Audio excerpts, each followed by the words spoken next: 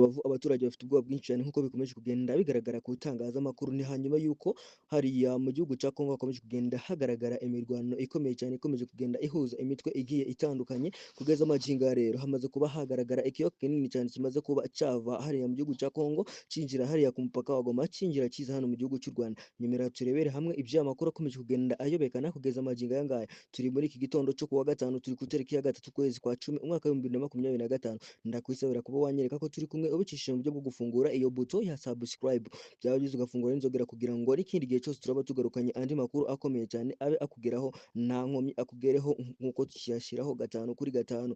Nyemerera umpereze umwanya nanjye nguhereze ikaze nkunyuranyurire muri aya makuru nkuvire imuzi n'imuzingo iby'aya makuru akomeje kugenda agarukwaho n'ibitangazamakuru bigiye bitandukanye.